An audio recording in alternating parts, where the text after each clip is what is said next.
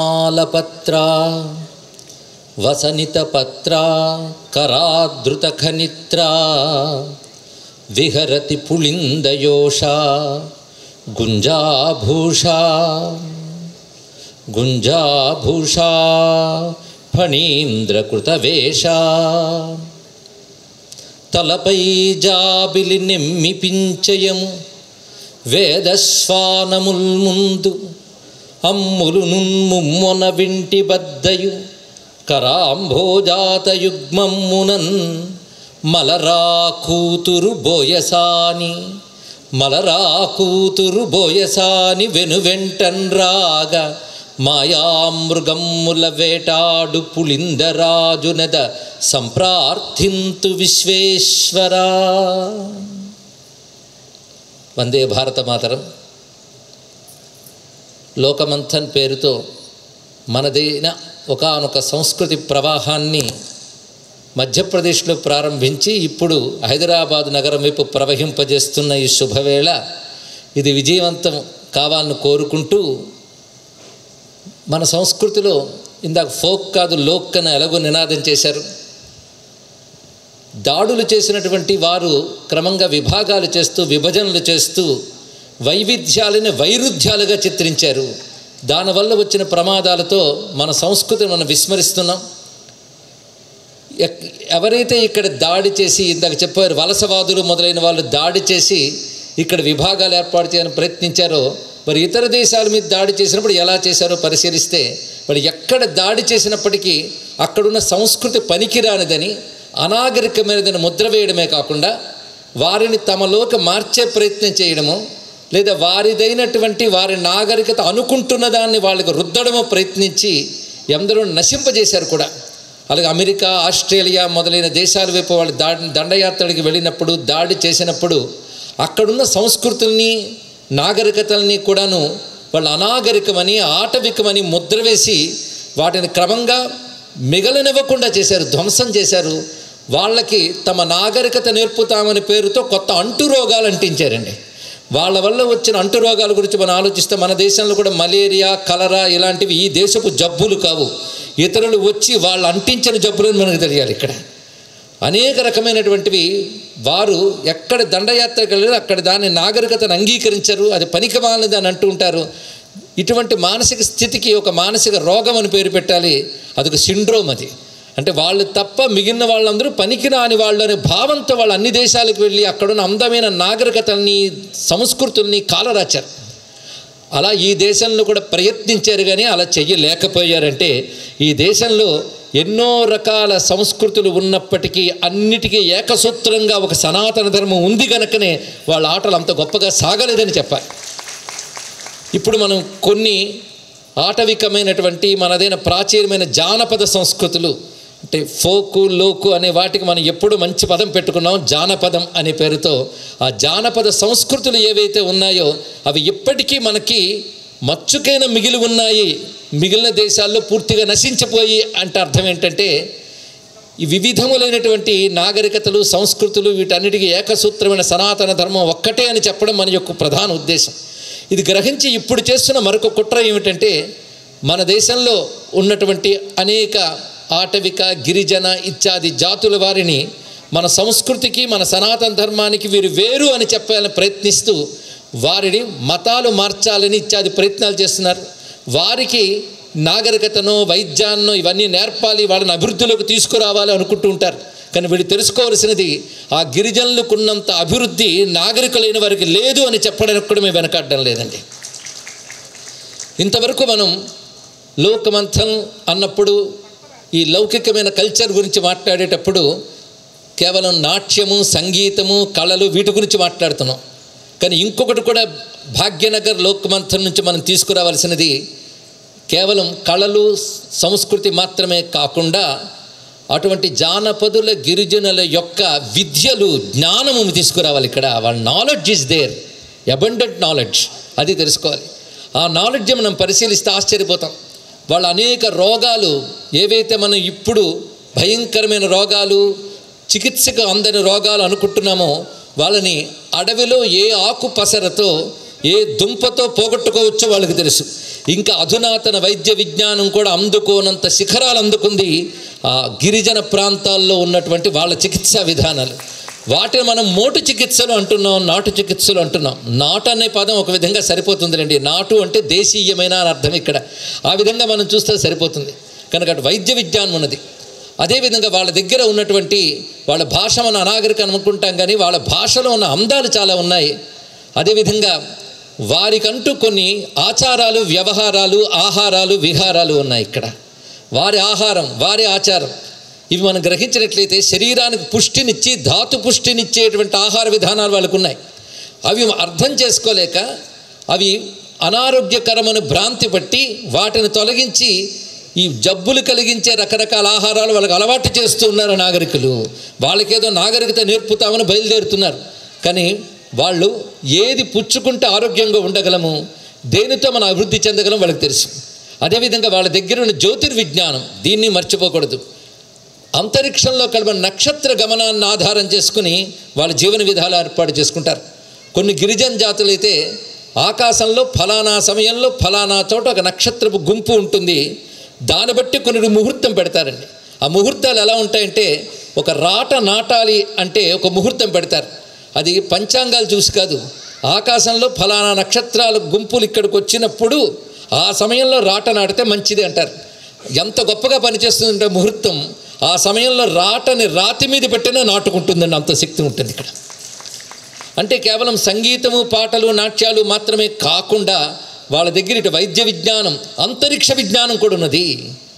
అయితే ఇదంతా కూడా సనాతన ధర్మానికి సంబంధించి కాకుండా వారంతట వారు ప్రత్యేకంగా ఉన్నారు అనుకోవడానికి లేదు. సనాతన ధర్మ సూత్రం ఉంది దీని వెనకాల.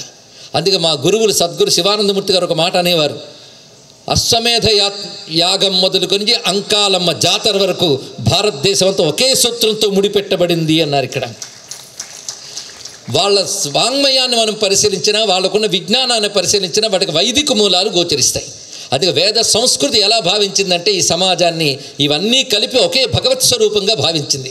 నమ పుంజిష్టేభ్యో నిషాదేభ్యశ్చ భో నమో నమః అంటూ ఉపవీతాయ, కృష్ణవీతాయ ఇలాంటి శబ్దాలతో ఉపవీతుడై అంటే యజ్ఞోపవీతం ధరించిన బ్రాహ్మణుడు మొదలుకొని, వ్యాపారం చేసే వాణిజ్యవేత్త మొదలుకొని, పాలన చేసే క్షేత్రపాలకుడు మొదలుకొని, వేటగాడు, వ్యవసాయదారుడు, కుమ్మరి, కమ్మరి అందరూ కలిపి ఒకే భగవత్ స్వరూపం అనే భావన వేదాల్లోనే మనకు కనిపిస్తుంది. నమ కులాలభ్య కర్మారిభ్యచ్చవో నమః అన్నప్పుడు అంటే వివిధ జీవన విధానాలే చెప్పారే కానీ ఇందులో ఒకటి ఎక్కువ ఒకటి తక్కువ లేదు. ఒక్కొక్కరు ఒక్కొక్క విధమైన విషయం ఇచ్చారు. అంతఃసూత్రం మాత్రం సనాతన ధర్మ సంస్కృతియే. అందుకే మనం జానపదుల వాంగ్మయాన్ని పరిశీలించినా, జానపదుల కళా రీతులను మనం పరిశీలించినా, వారు పాడే పాట, ఆడే ఆట, పలికే మాట అన్నిట్లోనూ కూడా సనాతన ధర్మ పరంపరే గోచరిస్తుంది.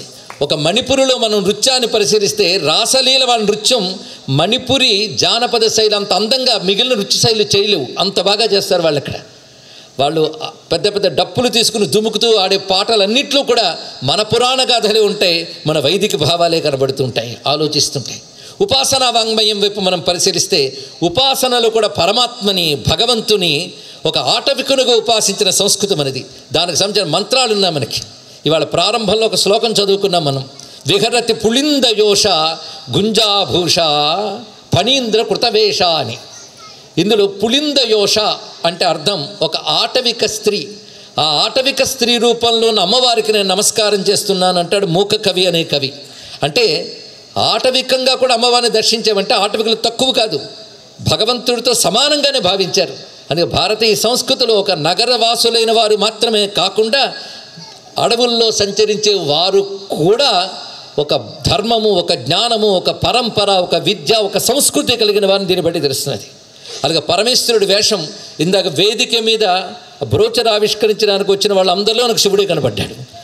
ఎందుకంటే పరమేశ్వరుడి వేషం ఎలా ఉందంటే, తలపై జాబిలి నెమ్మిపించయము వేదశ్వానముల్ ముందు అమ్ములును ముమ్మున వింటి బద్దయు కరాంభోజాత యుగ్మమ్మునన్ మలరా కూతురు బోయసాని. కొండల రాజు కూతురుటండి పార్వతి. మరి కొండల రాజు కూతురు అంటేనే ఆవిడ ఆ శబరి వేషం ధరించింది. దానికి తగ్గట్టుగా శబరుడు ఆది శబర వేషం ధరించి ఉన్నాడు. ఇక్కడ ఆది శబర వేషంలో ఉన్న పరమేశ్వరుని ధ్యానిస్తున్నానంటూ కొన్ని మంత్ర ధ్యాన శ్లోకాలు ఉన్నాయి, వాటికి సంబంధించిన మంత్రాలు ఉన్నాయి. అయితే కేవలం శైవం వైపే కాదు, వైష్ణవం వైపు చెంచులక్ష్మి ఎక్కడి నుంచి వచ్చింది? ఆ చెంచులు ఎవరు? మహాలక్ష్మి చెంచులక్ష్మి అయితే నరసింహస్వామి ఆ చెంచులక్ష్మితో చెంచత నరహరి అనే పదాలు జానపదాల నుంచి మనకు పుట్టాయి ఇక్కడ. అదేవిధంగా జానపదుల భాషల్లో వెట్టి వలపు చల్లకు విష్ణుమూర్తి నాను వెట్టతీర మాటాడు విష్ణుమూర్తి. ఈ విష్ణుమూర్తి అనే పదము జానపదంలో ఉన్న పదాన్ని తీసుకుని అన్నమయ్య అదే ప్రభావంతో తన సంకీర్తన వాంగ్మయంలో చూపించాడు ఇక్కడ. అదేవిధంగా సందెకాడ పుట్టినట్టి ఛాయల పంట ఎంత చందమాయ చూడరమ్మ చందమామ పంట అంటూ చందమామకు సంబంధించిన పదాలు కూడా జానపదంలోంచే అన్నమయ్య తీసుకున్నాడు. అలాగే కూగూగు అనే పదం, జాజర అనే పదం, తుమ్మెద అనే పదం, తొల్లింటి వలె కాదు తుమ్మెద. వీటిలో మనకి సామాన్యుల జీవన విధానం కనబడుతుంది, వాళ్ళ యొక్క మనోభావాలు గోచరిస్తాయి, వాళ్ళ యొక్క సున్నితమైన సంస్కారాలు కనబడతాయి. వాటితో పాటు భావుకత, తాత్వికత, భక్తి ఇవన్నీ కనబడతాయి. ఈ భావుకత, తాత్వికత, భక్తి ఇవన్నీ కూడా వేదజనితమైనటువంటి సనాతన ధర్మానికి ఏమాత్రము విరుద్ధం కాదు. ఎందుకంటే వేద మంత్రములు కూడా అరణ్యాల్లో తపస్సులు చేసిన మహర్షుల దృష్టి గోచరించాయి గనక అరణ్యాల్లో జీవించే గిరిజనులకి, అరణ్యాల్లో తపస్సులు చేసిన మహర్షులకి కనిపించిన సత్యం ఒక్కటే, అది సనాతన ధర్మ సంస్కృతి. దాన్ని ఆధారం చేసుకుని ఇవన్నీ విస్తరించాయి గనక ఇక్కడ సంస్కృత భాష అయినా అటు జానపద భాష అయినా భారతీయ హృదయ ఘోష మాత్రం ఒకటే, భావం మాత్రం ఒక్కటే. ఈ విధమైన పరిశీలన చేయడానికి లోకమంతన కార్యక్రమాలు చాలా సహకరించాలి. ఇవి నగరాల్లో జరుగుతున్నప్పటికీ కూడాను మనందరం కూడా ఈ గిరిజన సంస్కృతి వాటిలో ఉన్న వాటిని ఇప్పటికి మిగుల్చుకున్నాం, కాపాడుకోవాలి, వాటిని అధ్యయనం చేయాలి, వాటికంటూ రీసెర్చ్ సెంటర్స్ ఏర్పడాలి. వాటి ద్వారా మనం చెట్ల యొక్క విలువలు తెలుసుకోవచ్చు, నీటి యొక్క విలువ తెలుసుకోవచ్చు, ప్రకృతి యొక్క విలువ తెలుసుకోవచ్చు. ఎందుకంటే ప్రకృతితో కలిసి బ్రతికేవారు వారు ఆటవికులు. అందుకే ప్రకృతితో కలిసి బ్రతికే వారి వల్లనే మనం ప్రకృతి నుంచి ఎన్ని రకాల అద్భుతమైనటువంటి ఔషధాలు కానీ పరిష్కారాలు కానీ పొందవచ్చు, గ్రహించగలం. అదేవిధంగా వారి జీవన విలువలు ఉంటాయండి. వారికి ఆ తెగలకు కట్టు ఉంటుంది, ఆ కట్టుకి వాళ్ళు కట్టుబడి ఉంటారు ఇక్కడ. దానితో వాళ్ళకి కుటుంబ విలువలు ఉన్నాయి, సంస్కారాలు ఉన్నాయి. భారతీయ సంస్కృతి గొప్పతనం ఏంటంటే మేము గొప్పవారం కనుక మీరు మాలామారండి అని చెప్పదు. ఎవరి గొప్పతనం వారిది, ఒకరి నుంచి గ్రహిస్తూ ఎవరికి వారిలా బ్రతకాలి ఉంటుందండి. అది గొప్పతనం, అది వైవిధ్యం. అందుకే భాషలు ఎన్నున్నా, రాష్ట్రాలు ఎన్నున్నా, ఇంకా మనకి స్వతంత్రం ఏర్పడక ముందు, పరాయి వాళ్ళు పాలన చెయ్యక ముందు కూడా 52 దేశాలు 56 దేశాలు అంటున్నా అందరూ కలిసి భరతవర్షే భరతఖండే అనుకున్నారు. భాషలు ఎన్నో, ఒక్కొక్క రాష్ట్రంలో ఒక్కొక్క భాష, ఒక్కొక్క ఆహారం, ఒక్కొక్క ఆచారం, ఒక్కొక్క వ్యవహారం, ఒక్కొక్క విహారం ఉన్నప్పటికీ కూడా ఇన్ని బహువిధ వైవిధ్యాలున్న ఇన్ని రాష్ట్రాలు కలిసి ఒకే భారతదేశం, లేదా ఇన్ని రాజ్యాలు కలిసి ఒకే భారతదేశం అనేది భిన్న భిన్న పాలనలో ఉన్న కాలంలో కూడా ఉన్నది, అది మరువద్దు. అది అఖండ భారతవర్షంలో అటు హిమాచల ప్రాంతాలు మొదలుకొని ఇటు సేతువు వరకు ఉన్నటువంటి అరణ్యాల్లో, నదీ తీరాల్లో జీవిస్తున్నటువంటి, సహజ జీవనం సాగిస్తున్నటువంటి వారి శబరులు, వారే ఆటవికులు, వారి ఆరణ్యకులు, వారి యొక్క సంస్కృతిని మనం కూడా గౌరవించాలి. అందుకే భారతంలో, భాగవతంలో ఇత్యాది గ్రంథాల్లో కూడా ఇవన్నీ కలిసి ఉన్నట్లే కనబడతాయి, కానీ ఒకటి ఎక్కువ ఒకటి తక్కువ అని కనబడవు. అందుకే వారి సంస్కృతుల్లో కూడా మనం ఆరాధించే కృష్ణుడు, మనం ఆరాధించే అమ్మవారే వివిధ పేర్లతో ఉంటారండి. అక్కడ కాటిరేడు అని పేరున్నది. ఎక్కడంటే సుమారు మనకి చిత్తూరు పరిసర ప్రాంతాల్లో ఆటవిక జీవితాలు ఉన్నప్పుడు అక్కడ పల్లెల్లో కాట్రేడు అనేవారు. కాట్రేని జాతర అనే దాని గురించి ధూర్జట్ అద్భుతంగా వర్ణిస్తాడు. అక్కడున్న ఆటవికలు ఎలా ఉన్నారు అంటే వాళ్ళు గొప్ప సంపద కలవాళ్ళు అయినప్పటికీ కూడా పట్టుబట్టల కట్టరు, అక్కడున్న ఆటవికమైన నారవస్త్రాలే ధరిస్తారు. వాళ్ళు ఎంత సంపన్నులైన కిరీటాలు పెట్టుకోరు, నెమలిపించాలే ధరిస్తారు. అంటే బంగారు కిరీటాలు పెట్టుకున్నంత సంపద ఉన్నా నెమలిపించాలే ధరిస్తారు వారు అని చెప్పడంలో ఉద్దేశం అంటే బంగారు కిరీటం పెట్టుకోవడమే గొప్పతనం కాదు, తమ ఆటవికమైనటువంటి నెమలిపించాలు ధరించడమే అందమయ్యా అని చెప్పడం. అంటే ప్రతిదానికి అందం ఉంది, ప్రత్యేకత ఉందని మన ప్రబంధ కవులు కూడా ఆ సమయంలో గుర్తించారు. కాట్రేడు అంటాం మనం. కాటిరేడు, కాడు అంటే అడవి, కాటిరేడు అంటే అడవికి రాజు, అంటే అరణ్యానాం పతయే నమః అంటే వేదం అంటే కాట్రేడు అన్నది పల్లె భాష. ఇలాగ పల్లె భాషల్లో వాడబడేటువంటి దేవతలు. ఒక ఆయన మధ్య హిమాచల్ ప్రదేశ్లో ఒక సన్యాసే చెప్పాడు, మనం వేదాల్లో పురాణాల్లో వినని దేవతలందరూ హిమాచల్ ప్రదేశ్ మొదలైన హిమాలయ పర్వతాల్లో పూజింపబడుతూ ఉంటారు. కనుక ఈ సంస్కృతి వేరు, వేద సంస్కృతి వేరు అన్నారు. అదే అజ్ఞానం అని తెలుసుకోవాలి. ఇక్కడ వేదాల్లో పురాణాల్లో ఎన్ని దేవతల పేర్లు చెప్పారు ఎంతమందికి తెలుసండి? అది కానీ ఒక దగ్గరికి రాస్తే అందులో యక్షిణీ దేవతలు, సిద్ధులు, గంధర్వులు వాళ్ళ పేర్లు రాస్తే ఆ పేర్లే ఆటవికులు వాడుతున్న పేర్లలో మనకు కనబడతాయి. అందుకే మొత్తం కలిపి ఒకే సంస్కృతి అనే భావన తెలియాలంటే వాళ్ళ యొక్క ఆచార వ్యవహారాలు, ఆహార విహారాలు, వారి వైద్యము, వారి అంతరిక్ష విజ్ఞానము, వారి సంగీతము, వారి సాహిత్యము, వారి నాట్యము, వారి కళలు ఇన్ని అధ్యయనం చేయాలి. చేసి వాటిలో ఉన్న గొప్పతనాన్ని మనం తెలుసుకుంటూ వాళ్ళకి మనం కొత్త నాగరికత ఏం చెప్పనక్కర్లేదు. వారిని ఆదరిస్తే చాలు, వారిని గౌరవిస్తే చాలు, వారిని ప్రోత్సహిస్తే చాలు. ఈ భావం మనకి సుమారు 10 ఏళ్లుగా భారతదేశంలో ఉద్భవిస్తోంది. స్వాతంత్రం వచ్చిన 75 ఏళ్ల తర్వాత 10 ఏళ్లుగా మనకి ఈ వాసన వస్తుంది. అందుకే ఇవాళ పద్మశ్రీ బిరుదుని పొందినటువంటి ఆయన తన వేషం ఏమాత్రం మార్చుకోకుండా వారు వాడి చిటి తంబూరాన్ని పట్టుకుని అలాగే కూర్చున్నారంటే అది భారతీయ సంస్కృతి. ఎవరిది వారు కాపాడాలనుకోవాలి. అంతేగాని వారు ప్యాంటు షర్టు వేసుకుని పంచాలు అల్చి వేసుకొని రాలేదు. వారి వస్త్రంలో, వారి తలపాగాలో అలాగే వచ్చారు. అలా చూసినప్పుడు తలపాగా కట్టుకున్న శివుడు కనబడ్డాడు నాకు. అదేవిధంగా వేణువు పట్టుకున్న కృష్ణ పరమాత్మ, ఇలాంటి వాళ్ళందరూ గోచరించారు ఇక్కడ. ఇది మన జానపద సాహిత్యం. ఈ జానపదం అనే పదం అని ఎప్పుడూ సృష్టించుకున్నాం. లోకమంథన్ అనే దానిలో ఈ జానపద వాంగ్మయంపై జరిగిన పరిశోధనలు, జానపద సంస్కృతి ఇవన్నీ కూడా తెలియబడుతూ మన తెలుగువారు భారతీయ సంస్కృతి ఇచ్చిన పరిధానం తెలియాలి. మధ్యప్రదేశ్ మొదలుకొని ఇక్కడ దాకా వచ్చాం. ఇక్కడి నుంచి మనం అందిస్తూ ఇది విస్తరిస్తూ భారతదేశంలో ఎవరు ఎన్ని భాషలతో ఉన్నా, ఎన్ని సంస్కృతులున్నా, వాళ్ళ ఆటవికులైన, నాగరికులైన, పల్లీయులైన ఒకే సంస్కృతి వారసులు అని తెలుసుకుని ఈ ధర్మంతో, ఈ సంస్కృతితో వారిని ఎవరు వేరు చేయలేరు అనే భావం దృఢపడి భారతీయుల ఐక్యత వర్ధిల్లాలి. ఇక్కడ కేవలం ఓట్ల దండుకోవడం కోసం కులగణన, ప్రాంత విభాగాలు చేయడం కాదు. ఒక్కొక్క దాన్ని పరిశోధించడం కోసం వాటి ప్రత్యేకత తెలుసుకుని భారత జాతి అంతా ఒకే జాతిని తెలుసుకునేటువంటి స్థితి వైపు వెళ్ళడానికే ఈ లోకమంథన కార్యక్రమాలు ఉద్యమించాలని, సఫలీకృతం కావాలని కోరుకుంటూ వేదికపై ఉన్న పెద్దలందరికీ నమస్కరిస్తూ స్వస్తి. ప్రస్తుతం మనతో పాటు అయితే మావుడూరి సూర్యనారాయణ మూర్తి గారు అయితే ఉన్నారు. సో వారితోనైతే ఒకసారి మాట్లాడదాము. నమస్తే అండి. అసలు ఈ లోకమంథన్ అంటే ఏంటి, దీని ముఖ్య ఉద్దేశం ఏంటో చెప్పండి. మంథనము అంటే సంస్కృతంలో చిలకడము అని మనం చల్లజిలుగుతాం కదా, అలాగా ఈ మంథనం అంటే ఆలోచనలను చిలికి అందులో నుండి మంచి వెన్న తీయటం. ఇంతకాలం మన భారతదేశం అనేకమైన ఆలోచనల తుఫాన్లో కొట్టుకుపోయింది. 1 శతాబ్దం పాటు, 100 సంవత్సరాలు స్వతంత్రం వచ్చిన తర్వాత కూడా మనదైన ఆలోచనలు మొదలు కాల.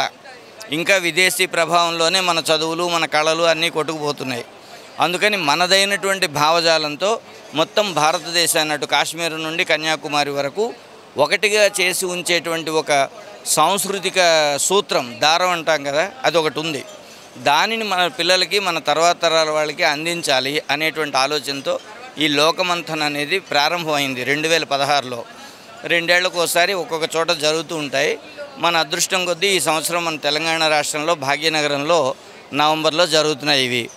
దీని ద్వారా మనం చెప్పాలనుకున్నది ఏంటంటే, ఎక్కడో కొండల్లో, కోనల్లో, అడవుల్లో విసిరేసి ఉన్నటువంటి ప్రజలకు ఉన్నటువంటి కళలు, భాష, సామర్థ్యాలు, సంస్కృతి, ఆయుర్వేద విజ్ఞానం ఇవన్నీ కూడా మళ్ళీ తీసుకొచ్చి మన యువతకి, ఇవాళ పెద్ద యూనివర్సిటీల్లో చదివి ఐటీ అని ఇంకోటని బయటకు ఎగిరిపోతున్న మన యువతకి ఈ రుచి తెలియజేసి, ఓహో మన దగ్గర ఇంత విజ్ఞానం ఉంది అనే ఒక ఆత్మాభిమానాన్ని, సెల్ఫ్ రెస్పెక్ట్ని ఇవ్వడం కోసం మనం ఈ ప్రయత్నం చేస్తూ ఉన్నాం.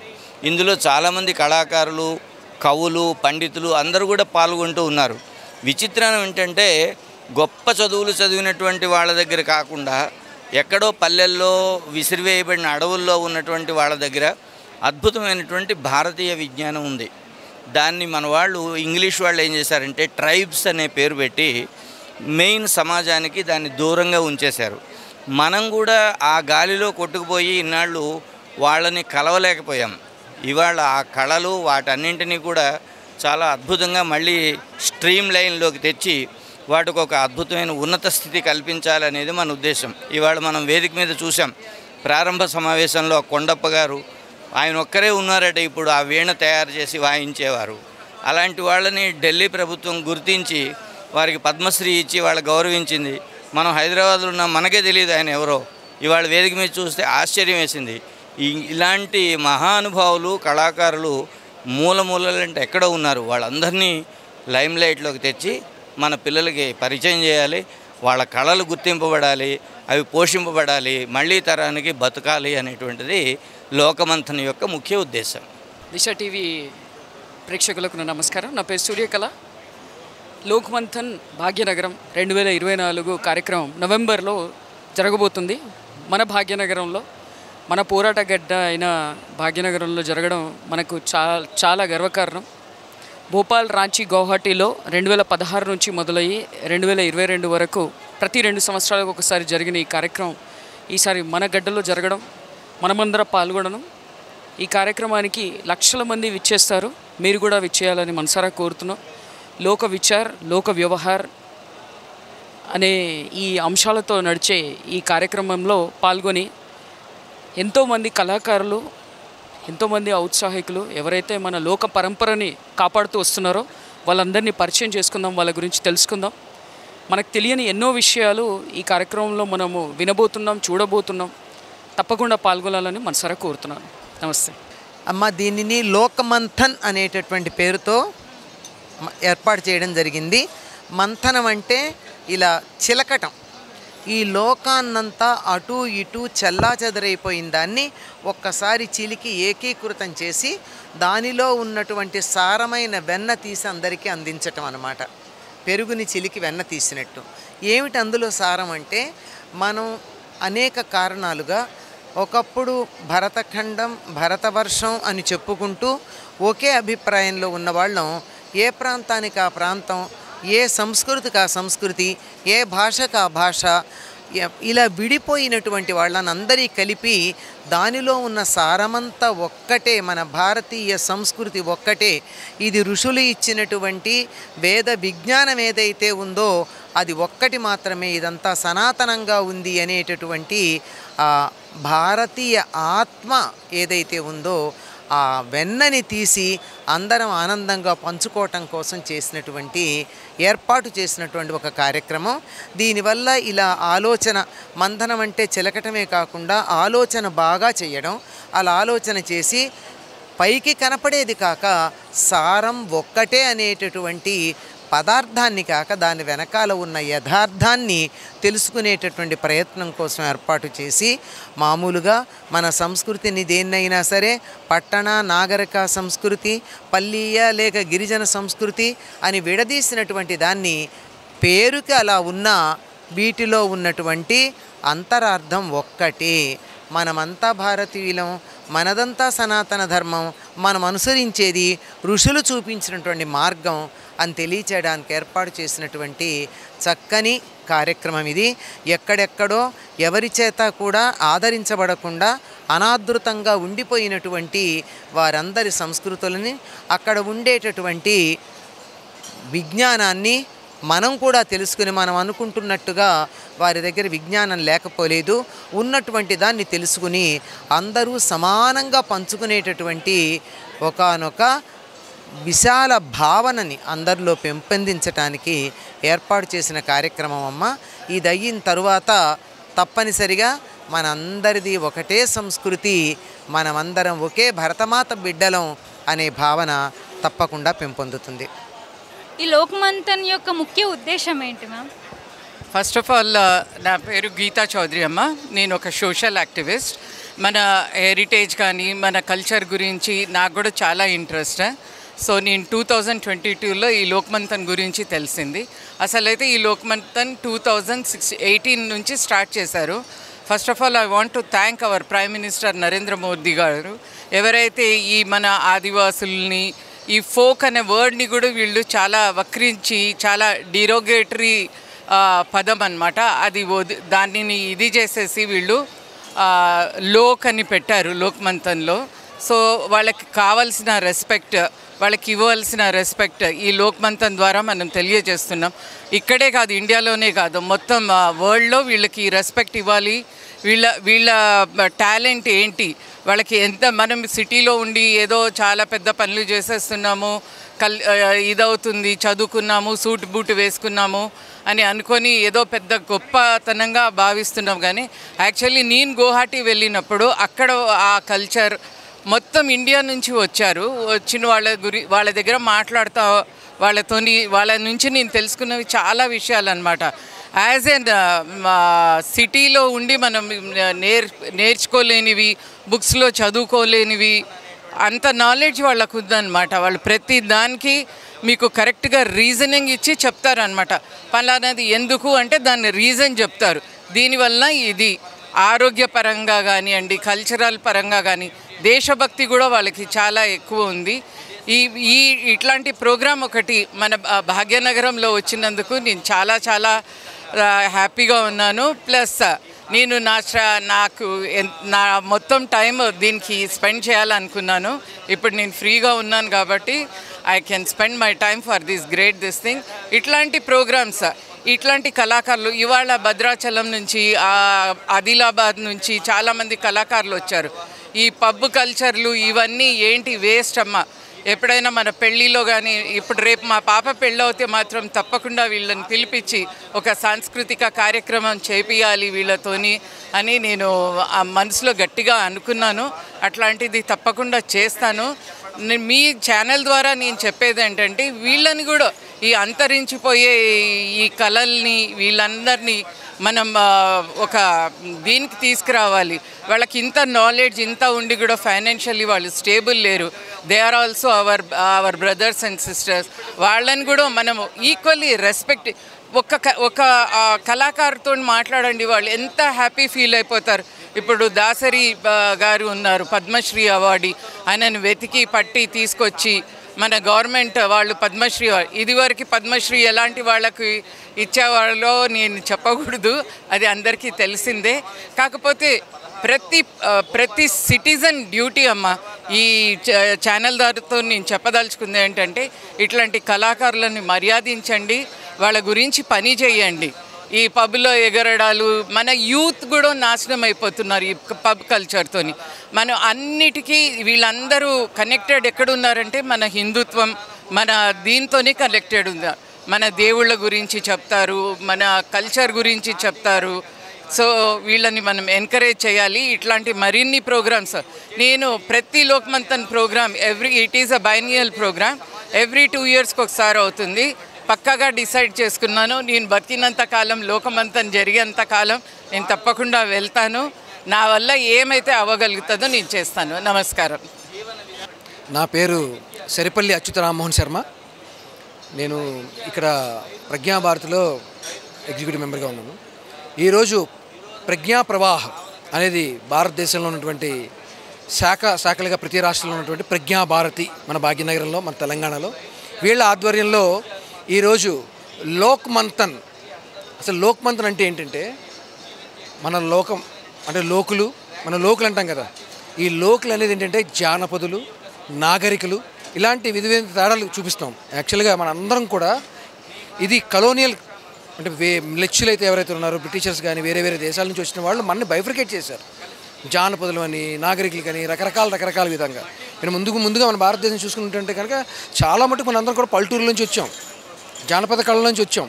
అంటే ఇలాంటి థీమ్తో ఈసారి ఈ లోక్మంతనం అనేది ఏంటంటే ప్రతి 2 సంవత్సరాలకి ఒకసారిగా 2016లో మొదలటం జరిగింది. ప్రజ్ఞా ప్రవాహ ఆధ్వర్యంలో ప్రజ్ఞాభారతి. ఇప్పుడు ఈరోజు భాగ్యనగర్లో చేస్తున్నాం. 2016లో భోపాల్లోని, 2018లో రాంచీలోని, 2020లో అవ్వాల్సింది కోవిడ్ వల్ల అవ్వలేదు, 2022లో గౌహతిలోని, ఈరోజు మన భాగ్యనగరంలో ఈ అవకాశం మనకు కలిగింది. ఇది నవంబర్ 21 నుంచి 24 తారీఖులు ఇక్కడ మన శిల్పకళా వేదికలో జరుగుతుంది. ఈ 4 రోజుల కార్యక్రమాలు ఎలా ఉంటాయంటే ఒక సంక్రాంతి, ఒక సైన్స్ ల్యాబొరేటరీ, ఒక చదువు, ఒక జానపదం, ఇలా మనం రకరకాలు చూస్తుంటాం. ఇలాంటివన్నీ కలగలిపి ఒక విజ్ఞానాన్ని అందజేసేటువంటి ఈ లోక్మంతన్ ఈసారి థీమ్ ఏంటంటే అండి లోకావలోకనం చేసుకో అంటూ ఉంటారు. మన మాటలు మనం వింటుంటాం. మనం అర్థం చేసుకోవాలి. మన భాష, మన జ్ఞానం, మన పూర్వీకులు అన్ని పరిస్థితులు అంటే ప్రతి భారతదేశంలో ఉన్నటువంటి ప్రతి అంటే ఒక చదువు కాదు, విద్య కాదు, కళ కాదు, ఇలాంటివన్నిటిని కూడా మనం లోకావలోకనం, అదేవిధంగా మన ప్రపంచాన్ని, మన సంస్కృతిని లోకావలోకనం చేసుకునే విధంగా 4 రోజులు చాలా అంగరంగ వైభవంగా జరుగుతుంది. ఇందులో మన రాష్ట్రపతి ద్రౌపది ముర్ము గారు కూడా వస్తున్నారు. ఇదే విధంగా దేశవ్యాప్తంగా ఉన్నటువంటి చాలామంది ఇంటెలెక్చువల్ పీపుల్, ప్రొఫెసర్లు కానీ, కళాకారులు కానీ, వారి వీటిలో ఏదైనా నిష్ఠాతులైనటువంటి వ్యక్తులు అందరూ కూడా వచ్చి వారి యొక్క ఒపీనియన్స్ కానీ చెప్పడం కానీ ఇలాంటివి చాలా జరుగుతాయి. చాలా అంటే చిన్నపిల్లల దగ్గర నుంచి పెద్దవాళ్ళు, ఆడవాళ్ళు, ఇప్పుడున్న యూత్ కూడా చాలా ఉపయోగం ఉండేది. ఈ 4 రోజులు మనం ఒక ప్రవచనాలు ఎలా వింటున్నామో అలాంటిది ఇది. అసలు అన్ని విధాలుగా మనం కనెక్ట్ అవుతాం దీంట్లో. ఒక సైంటిఫిక్గా కానీ, హిస్టారికల్ కానీ, కల్చర్గా కానీ చాలా అద్భుతమైనటువంటి కార్యక్రమం. మన చాలా అదృష్టవంతులు భాగ్యనగర్ పీపుల్, మా జనం అంతా కూడా. ప్రజలకి ఇదొక మంచి అవకాశం. Thank you. నమస్తే అండి. ఇక ఇవాల్టి కార్యక్రమం వచ్చేసి నవంబర్ 21 నుంచి 24 వరకు హైదరాబాద్ భాగ్యనగరం కేంద్రంగా జరిగే లోక్ మంథన్కి సంబంధించి వాళ్ళ లాంచింగ్ జరిగింది. మీరంతా కవర్ చేశారు, చూశారు, స్పీకర్స్ మాట్లాడింది కూడా విన్నారు.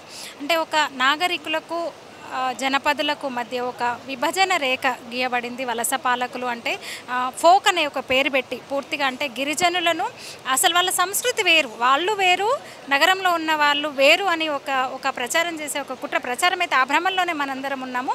అయితే అది కాదు. భారతదేశం భిన్నత్వంలో ఏకత్వం, ఏకత్వంలో భిన్నత్వం. సంస్కృతి ఒకటే కానీ ఒక అంటే ఎన్నో రకాల ఆచారాలు, వ్యవహారాలు, సంప్రదాయాలు ఎన్ని ఉన్నా సరే ఇదంతా మనది భారత సంస్కృతి ఒకటే అని చెప్పే ఉద్దేశంతో ఈ లోకమంథన్ కార్యక్రమాన్ని ప్రజ్ఞా ప్రవాహ్ నిర్వహిస్తూ వస్తుంది. 2016 నుంచి కూడా. 2016లో మధ్యప్రదేశ్ భోపాల్లో జరిగింది. ఆ తర్వాత జార్ఖండ్ రాంచీలో 2018లో జరిగింది. అయితే కోవిడ్ వల్ల 2020లో కార్యక్రమం నిర్వహించుకోలేదు. 2022లో గౌహతిలో జరిగింది. ఈసారి 2024లో నవంబర్లో భాగ్యనగరంలో ఈ కార్యక్రమాన్ని జరుపుకోబోతున్నాం. దానికి సంబంధించిన సన్నాహకాలు అంటే ఒక ప్రిపరేషన్స్ ఇప్పటి నుంచే మొదలైన చూసారు వాళ్ళ కేంద్ర మంత్రివర్యులు, అలాగే సామవేదం షణ్ముగ శర్మ గారు, ప్రజ్ఞా ప్రవాహ్ నేషనల్ కన్వీనర్ నందగోపాల్ గారు, వీళ్ళందరూ కూడా ఇవాళ బ్రోచర్ను ఆవిష్కరించడం జరిగింది. మీకు అది చూస్తే అర్థమై ఉంటుంది కాన్సెప్ట్ పూర్తిగా. ఈ భాగ్యనగరం లోక్ మంథన్ థీమ్ ఏంటో కూడా మాకు అర్థమై ఉంటుంది. అందరికీ కూడా అంటే ఒక అన్ని రాష్ట్రాల నుంచి కూడా దేశవ్యాప్తంగా 18 మొత్తం 2000 మంది ప్రతినిధులు, అతిథులు ఈ కార్యక్రమంలో పాల్గొనబోతున్నారు. 1200 మంది వివిధ రాష్ట్రాల నుంచి, 800 మంది తెలుగు రాష్ట్రాల నుంచి ఈ కార్యక్రమానికి డెలిగేట్స్గా ఈ లోక్ మంథన్ 4 రోజుల కార్యక్రమంలో పాల్గొనబోతున్నారు. ఇక విశిష్ట అతిథులుగా భారత రాష్ట్రపతి ద్రౌపది ముర్ము, అలాగే శ్రీ మాతా అమృతానందమయ్య ఈ కార్యక్రమానికి విశిష్ట అతిథులుగా రాబోతున్నారు. అలాగే 3 రోజుల పాటు RSS సర్సంఘ్ చాలక్ మోహన్జీ భగవత్ 3 రోజుల పాటు భాగ్యనగరంలోనే లోక్ మంథన్ కార్యక్రమంలో వారు హాజరు కానున్నారు. ఇక అంటే ఈసారి కొన్ని విదేశీ ప్రముఖులు, అతిథులు కూడా లోక్ మంథన్ కార్యక్రమానికి వస్తున్నారు. దీనికి సంబంధించి 3-4 నెలలుగా అంటే ఈరోజు ఇంకొకటి ఏంటంటే రిసెప్షన్ కమిటీ కూడా అనౌన్స్ చేశారు. కొందరు ప్రముఖులతో, వివిధ రంగాల ప్రముఖులతో రిసెప్షన్ కమిటీని కూడా ఈరోజు అనౌన్స్ చేయడం జరిగింది. ఇక ఆ రోజు లోక్ మంథన్ 4 రోజుల పాటు కూడా మన సంస్కృతిని ప్రతిబింబించేలా కార్యక్రమాలు, పుస్తకావిష్కరణలు, కళా ప్రదర్శనలు, అలాగే సమాలోచనలు, చర్చలు కూడా ఈ 4 రోజుల పాటు జరుగుతాయి.